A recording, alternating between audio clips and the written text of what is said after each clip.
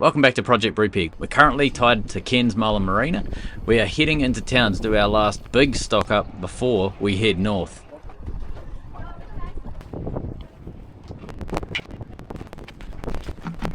Brupeg was a sunken fishing trawler that was stripped out and ready for the scrapyard. She's just completed a 10-year rebuild that's brought her back to life. With the help of volunteers and funded by our Patreons, community and subscribers, she'll be crewed by passionate people from around the world. If you'd like to be involved and support the project, please consider joining us on Patreon or subscribe to the channel. There's a link in the description below. Alright, so boat has got food and supplies everywhere. That was the last town run for a while, but we are really up against the timeline. We have to get off by 3, so we're going to get into it, start up, get out of here. Plenty of water. Hydraulics for steering. Main engine. Still plenty of oil. I'm going to put a few extra squirts of grease in because we heard some squeaky noises coming out of the rudder, so a bit of extra grease will help. Electrons. Right, sensors powered up. Fuel turned on. Time to fire up.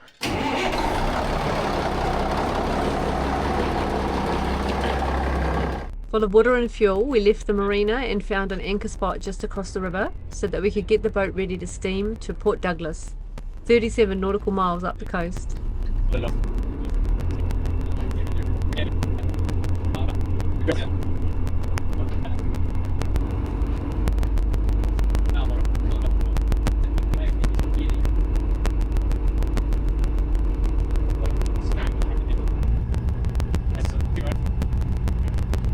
Mountain of stocking up.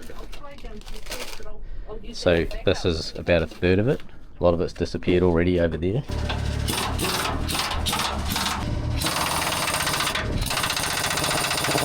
Because we're out of the marina and we're on anchor, we're able to drop the wings again, bolt them down so that we can leave first thing in the morning without having to touch them.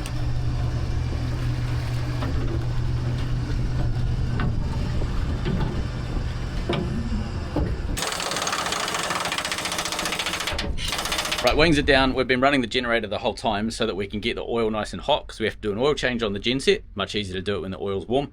So we've just turned the genset off. Engine is going to be nice and toasty, which is great because it's a very hot day anyway. But perfect opportunity to change the oil on a hot generator.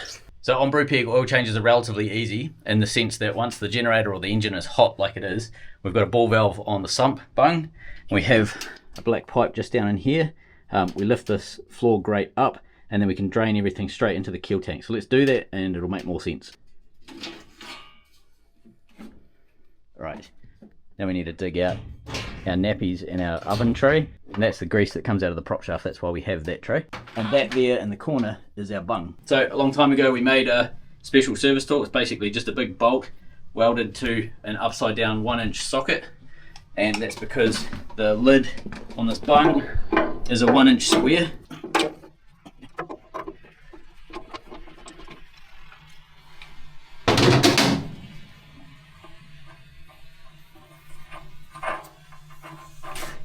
Okay, alright, now this here is our oil pipe from the genset.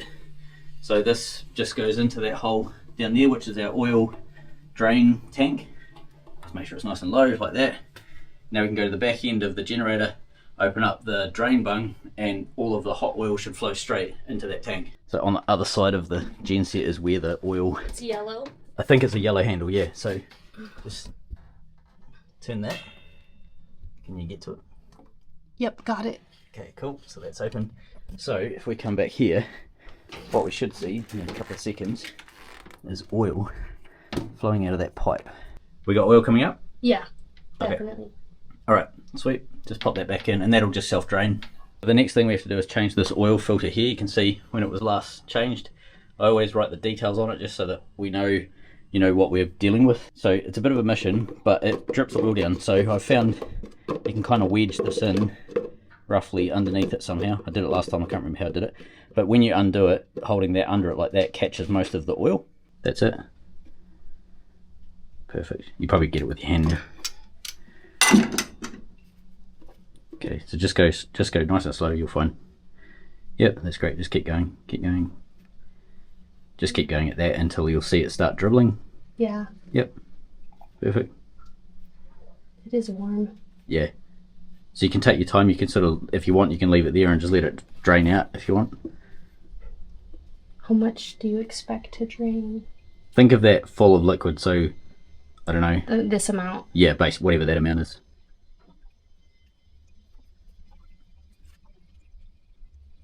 Okay, that's getting low. You can probably start winding it right off now. Okay. And when it comes off the thread, when it comes loose, just Dump it gently in. tip it forward into the container. Oh. Yeah. It's will get tipped out. Yep. The filter is off the engine, so I want you to open this up and put it upside down in the box. Depending on how these are mounted, sometimes they're vertical, sometimes they're horizontal, sometimes they're up the other way. Like, it just depends. If it's mounted in that orientation, you want to fill it with oil and then put it on, and you always want to put a little bit of oil around this rubber gasket. Otherwise, it has to fill it itself, so it takes a wee bit to get it full. But because this is horizontal, we're not going to worry about it. Smear it around there. So just a good decent coat all the way around. Done. Okay. Yep. And now you want to start screwing that onto. So screw it up until it just touches. So you can just nip up. Okay, and then you want to do 3/4 of a turn. Okay, this is gonna go. Just about a third. You don't want to over tighten an oil filter. That's plenty. That'll be enough to make it seal, and you'll be able to get it off when you need to change it. Let's write the date and the hours and the part number on it. I have to do it like this because otherwise we'll all get confused. You're right, American. Let's check the hours. It's 663. So we're a little over. Yeah. Okay, and the part number is. Oh, actually, you can grab it off the box if you've got that there. Yep. Done. So we're starting with 5 litres of oil in our container.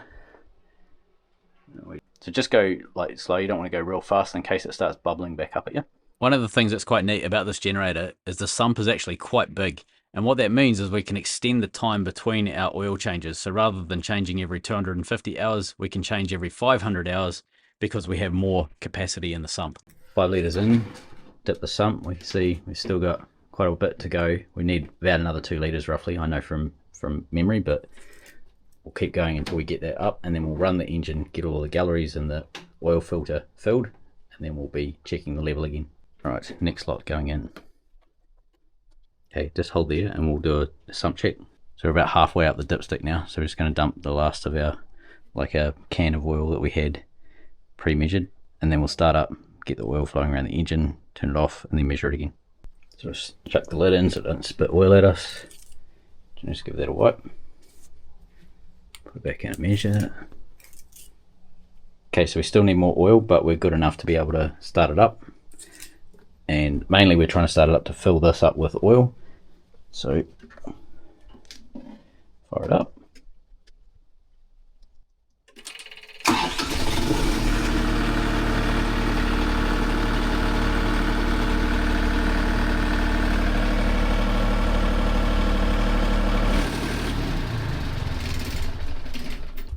Cool, so we know we've got oil pressure, there's no weird leaks, so we can turn it off, give it 15 seconds, let all the oil sort of drain down, and then we can start checking the level again and top it up to that top mark on the dipstick. The little thing's right there. It's just below it. That's probably good enough. It doesn't have to be perfectly on it, just below it is perfectly fine. Okay. Alright, cool.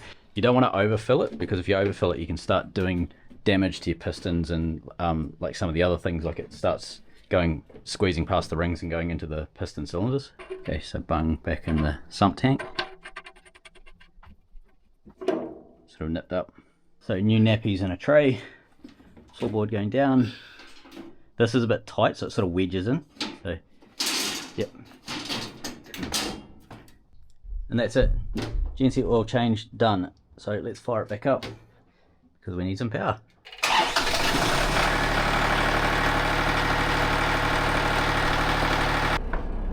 Are you ready to go? Guys are fossicking around the boat, tidying everything, last little bits up. Nav's all set up, ready to go. Everything on the screen looks really good. Weather's perfect, absolutely perfect. So we'll lift anchor and we will leave Cairns for the last time and start pressing north. Anchor coming up.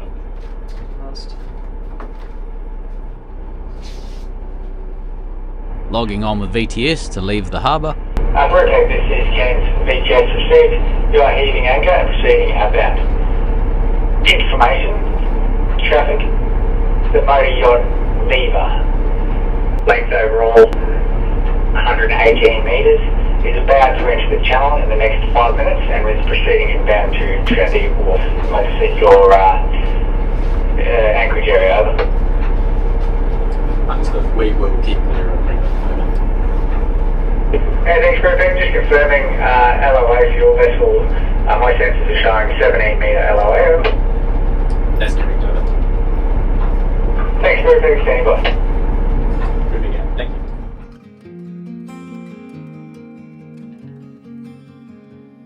In a world of green, just like a dream, you and I standing wild and free, with petals so golden, the sun's warm kiss, a love so strong, a bliss. Whispers of the breeze, secrets unfold. It's you that I need, it's you that I want. When the world gets cold, it's you and me. When the sun comes back, you'll see. Oh, dandelion, the strength that you've shown, stronger each year. Look how we hold on through the toughest of times. We still stand strong. Through pavement we will grow. Forever we will grow.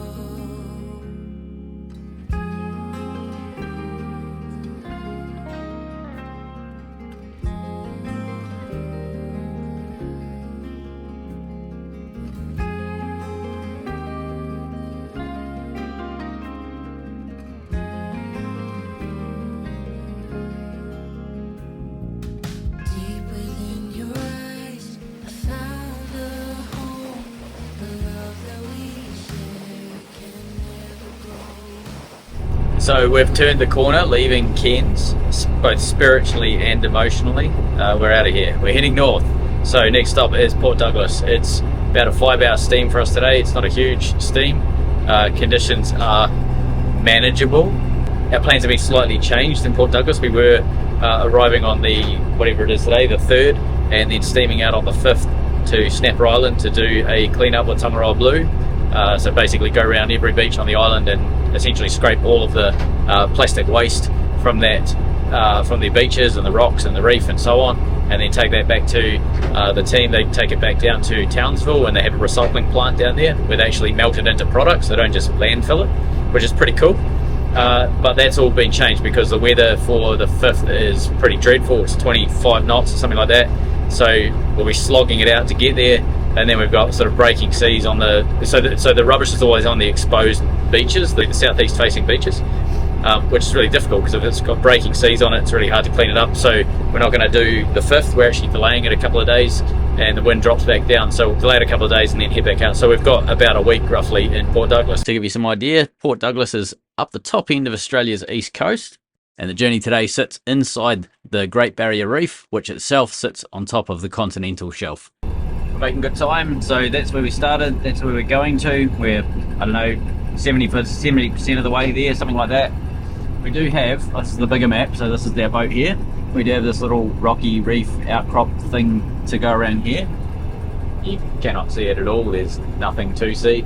So there's quite a few sort of islands, mountains, hills, etc. around this area. So these ones here have been most obvious when we're steaming north. You see those sort of hills.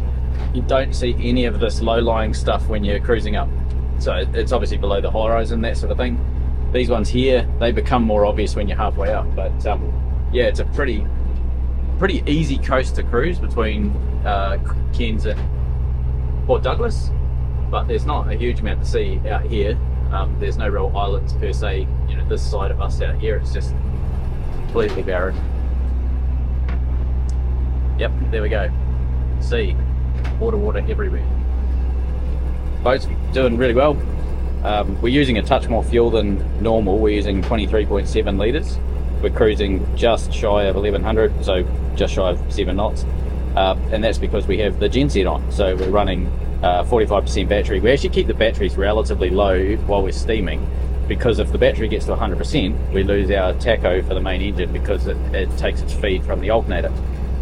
That's a thing we can fix by putting a Hall effect sensor on, but we're not going to do that right away. So what we do is the last hour or so of the trip, we turn the genset on, just smash the batteries up to 100%, and then we can turn them off when we enter, and basically don't have to run the genset again. It's quite nice when we put the Genny on for that last hour. We've basically got solar, alternator and genset all feeding in, so the batteries are, well, right now we've got 12 kilowatts going into the batteries, and we're using 2.5 kilowatts on the boat, so it gives you, like, that's running 2 air cons, 2 fridges, a freezer, like there's lots of stuff running on the boat. So it's 2.5 kilowatts of load, but yeah, there's like 12 kilowatts of excess going into the batteries, which is pretty cool.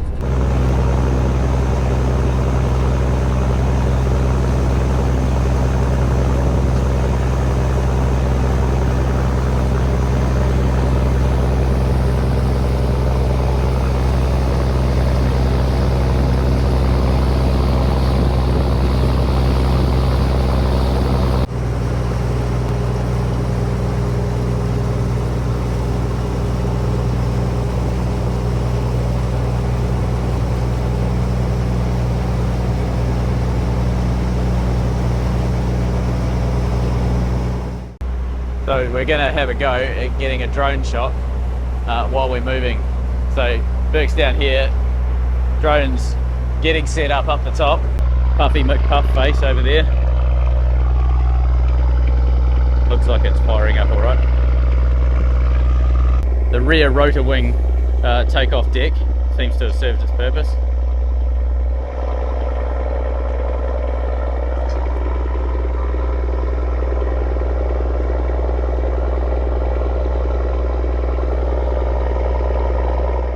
This is how you do droning in style, relaxed fashion.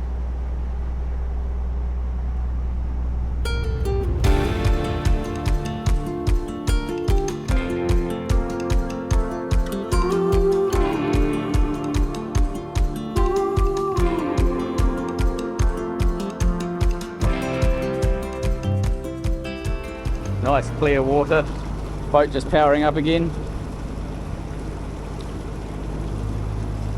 This water is so ridiculously clear, it's awesome. So we're probably doing about 6.5 knots, sounds like we're doing maybe 950,000 RPM, something like that. When we start doing 1100 or more, the white water here starts to stop the wing from being really easily visible. Yeah, you can hear that motor kicking up a bit higher again. There we go, and the white water's now kind of made the wing harder and harder to see. So this is coming into Port Stephens. Damon and I keep calling it Port Stephens. It's actually Port Douglas. You got like the township sort of over this area here, and you got the wee bump with the lighthouse on top. That's basically the headland. We're going around the back of that.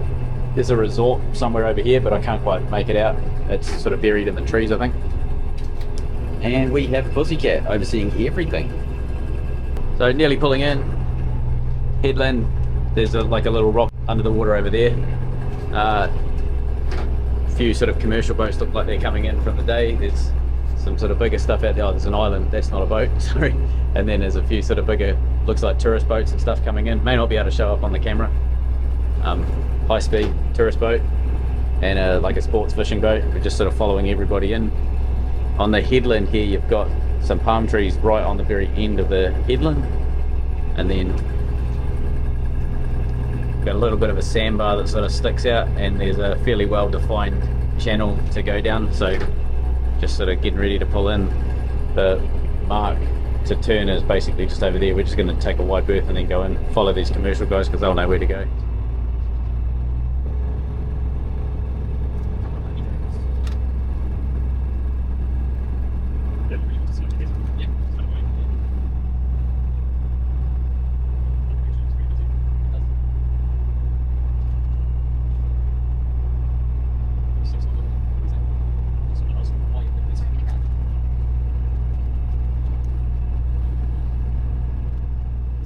Port Douglas Channel has a wee bit of a sandbar that comes in from the right hand side. We didn't know that at the time, but we were about to cross over it.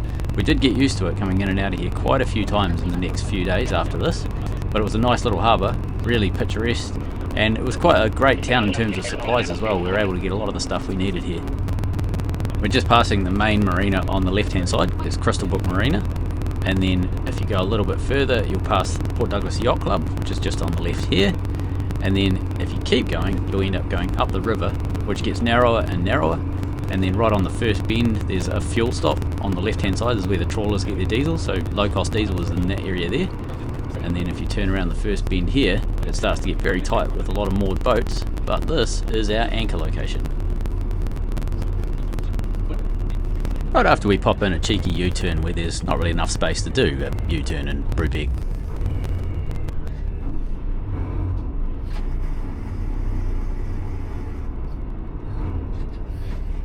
So this is hands down the tightest anchorage I've ever been in a boat, let alone a boat Brupeg size. And we came in with the wings down, so it's a bit nerve-wracking weaving through everyone with a wing either side. Can openers. We got a yacht beside us that looks sort of 4.5 moored, kind of tied up against the mangroves. There's a couple of others, cats, and there's a trawler down the end tied up against mangroves. This one here behind us, there's maybe 2 boat lengths between us and him, 2 of our boat lengths between us and him. On this side over here, we've got a couple of 3-4 boats, whatever, rafted up over there, and the tide is ever so slowly coming in. This is as far back as everybody's going to get. In a couple of hours it'll change and it'll go the other way. In front of us we've got a green sort of launch. He's sort of pretty much directly up from us, but there's plenty of room between us and him, maybe 3 boat lengths. It's relatively clear, so there's a big boat squeezing around the corner. Alright, let's get the wings up. So there's a big boat coming through. I've asked the guys to get the wings up. I will kill the main engine and genset and everything. Just want to get the wings up so there's room for this boat to come through. There was a fairly big boat coming through. Oh, maybe they've backed off. I could just see the nose of it coming around the corner, but it looks like they've done a U-turn and vamoosed.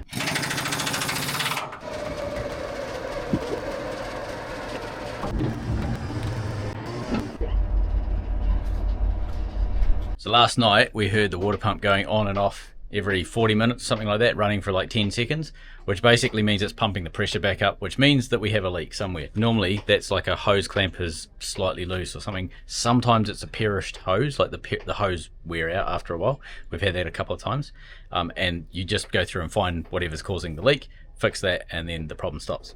However, we did not expect this. The boat's got a lean going on, so that happens when we use water out of one tank. So we were straightening it up. Bert climbed down into the coffer dam to straighten it up, and then he found this. We've got a leak at the bottom, down here somewhere. And if you look inside here, you probably won't be able to see anything. But there's like a... Can I get a light down there? You might be able to make it out. There's like a small fracture all the way around the bottom.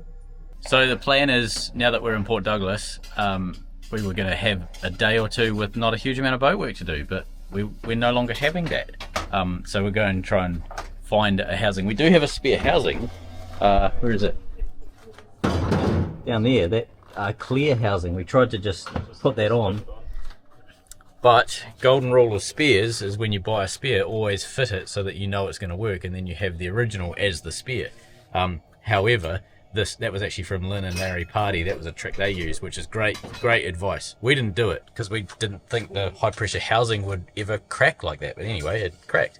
Our clear housing, the spare housing, doesn't fit, so we have to go and get another one from in town. The blue ones are quite common, so I'm hoping we can just buy that from in town. Our backup plan, if that doesn't work, is actually pouring epoxy in and sealing the bottom with epoxy. Don't know if I trust that as a long-term solution because the bottom may just blow out, so we'll see how we go. So the other way we can solve it is by basically taking that second filter out of the system. We've got 2, one after the other. We can just delete one and just have it going through a single filter rather than double filtering. It's kind of overboard as it is, so we can back it off to have a single filter. So I don't know, we'll see how we go, figure out what's going to be the best. Okay, so our plan is just to delete the filter that's no longer there. We're just going to basically hook all the piping up to be single filter. Easy enough solve, and then we can deal with the other filter later. There we go, stripped it down to a single filter unit. So we'll just plug that pipe over the back into here and we should be good for a while. Filter is now a single, so we're going in. There we go. There shouldn't be any leaks. I'm not seeing water dripping. Lovely. Okay, so this bit's pressurized, this bit isn't. So let's just open this up.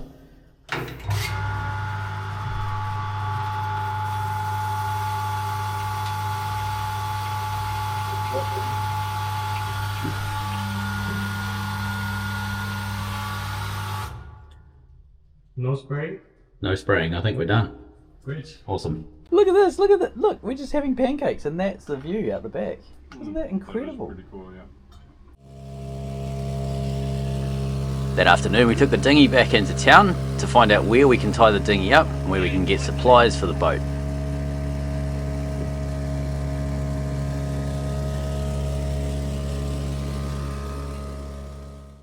Alright, it's the day after we anchored, or maybe 2 days after, I can't remember. Right, it's Jess out of here, anchor coming up, drone already up in the air. The purpose of leaving our anchoring spot that we found up the creek was to head down to the Port Douglas Yacht Club. John, the manager there, had invited us for dinner and also to tie the boat up alongside their pontoon, fill up the boat with water before we headed off. As we said earlier, this anchorage is rather snug. Imagine sneaking through here with the wings down, like we did when we came in. While we were bringing Brupeg down, Jess pulled up to the dock so she can grab the lines.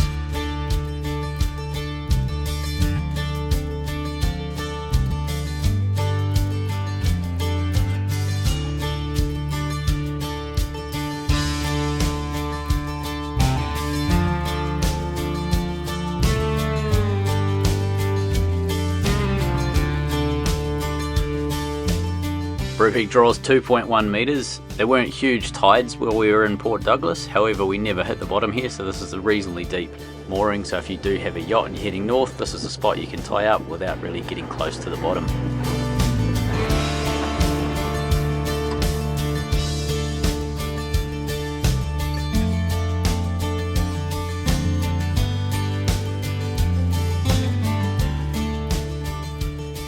They're off to get some petrol.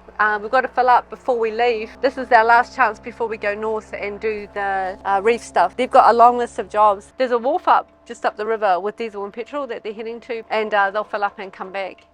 They've been to the market this morning here in Port Douglas, which is really gorgeous. I did some shopping this morning, and Damon and I are just doing some last editing and stuff we've got to do. So before we get into the rest of the work to go tomorrow, so we're leaving tomorrow, we're also up here.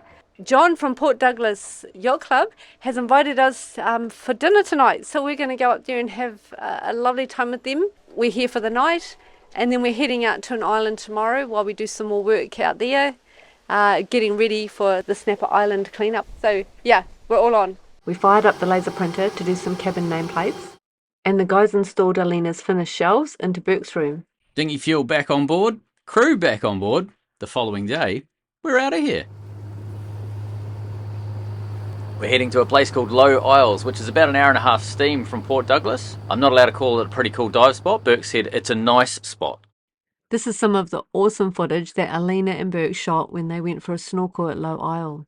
But more on that next week, and our first environmental project here in the Great Barrier Reef at Snapper Island with Tangaroa Blue.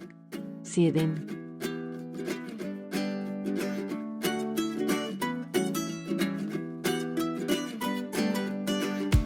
You got